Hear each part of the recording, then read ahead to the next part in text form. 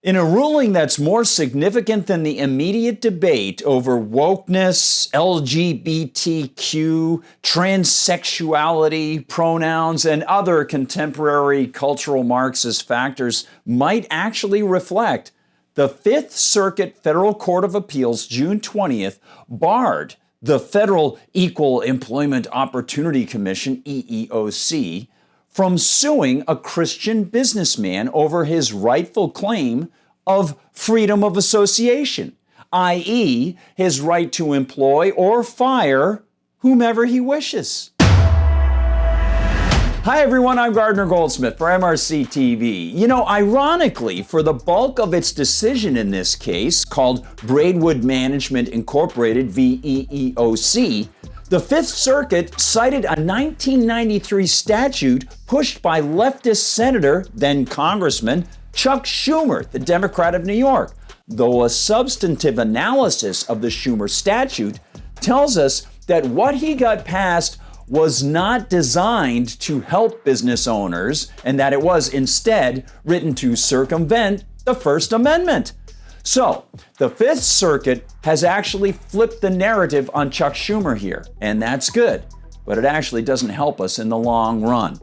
Legal Insurrection's Terrence Kibble explains the fundamentals of this ruling. Quote, a federal appeals court has barred the Equal Employment Opportunity Commission, EEOC, from suing a Christian business owner who vowed to fire individuals who engage in behavior he considers sexually immoral or gender nonconforming.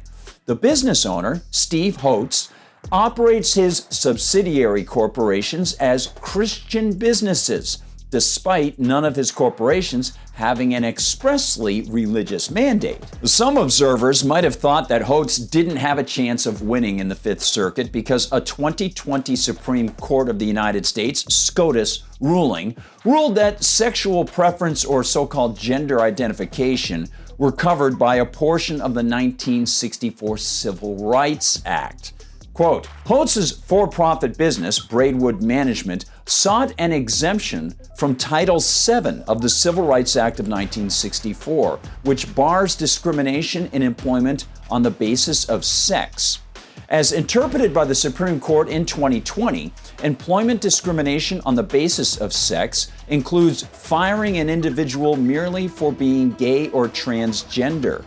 But this is where Schumer's 1993 passed statute comes into play in its own strange, perverse way. Quote, the business owner persuaded the United States Court of Appeals for the Fifth Circuit that the Religious Freedom Restoration Act, RFRA, compelled the EEOC to grant him an exception from Title VII. What's curious about this is the fact that the RFRA contains language that appears to be an attempt to circumvent what Mr. Holtz already should have been citing as his bedrock protection. That would be the First Amendment.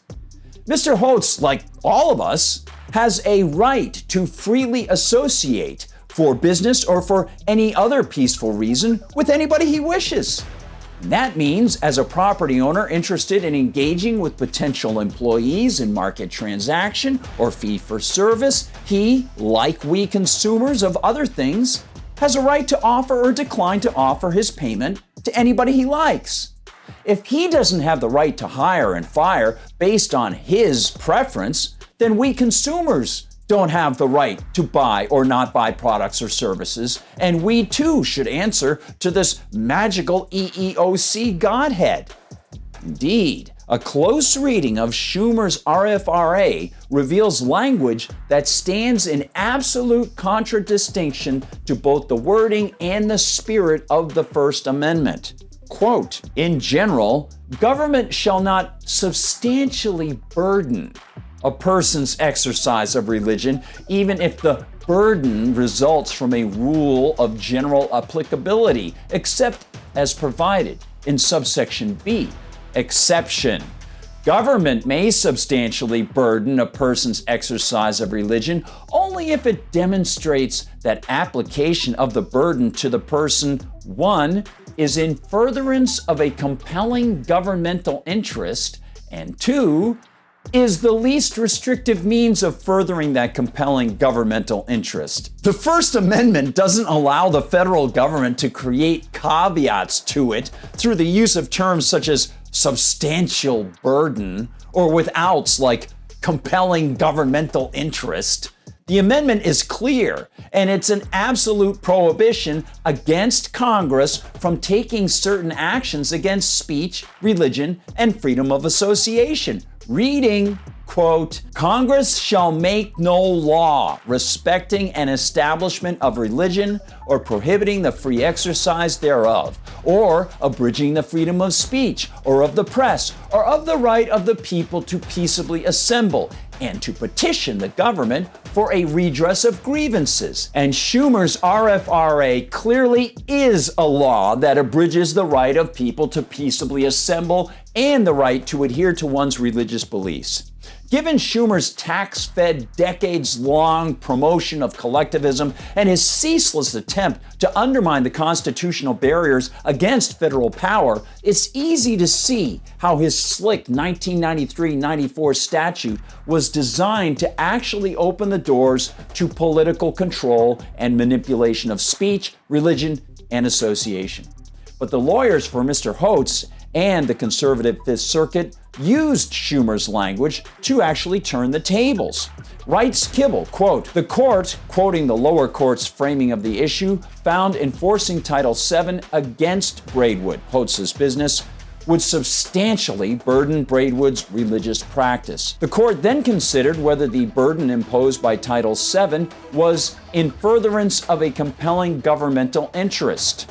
The EEOC claimed a compelling interest in eliminating discrimination in the workplace, which the court rejected. All of which looks good at first blush. It's a victory for Holtz and his freedom of association and free practice of religion. But what if the court had ruled the other way? You see, the RFRA allows the government, including the courts, to arbitrarily determine whether something is a compelling governmental interest and a substantial burden. Well, that's like letting a thief determine what is or is not your property. The key here is that the circuit court decision doesn't engage in the important constitutional defense of tearing apart the Orwellian Religious Freedom Restoration Act for the manner in which the act undermines the strict wording of the First Amendment. Indeed, Holtz's legal team didn't need to argue on the level of the RFRA at all. The appropriate argument focuses strictly on the emphatic, easily read, easily comprehended wording of the First Amendment. The Fifth Circuit ruled in favor of the plaintiff here, but for the wrong reason.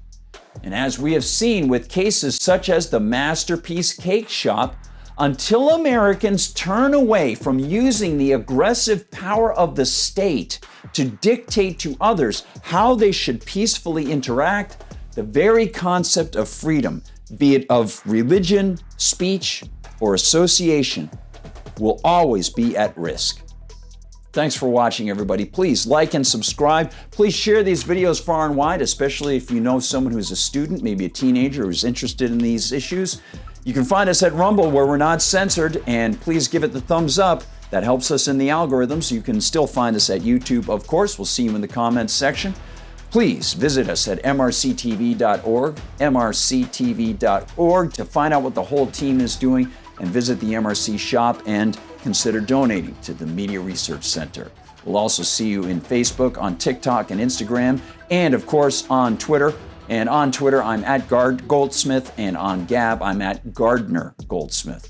For MRC TV, I'm Gardner Goldsmith.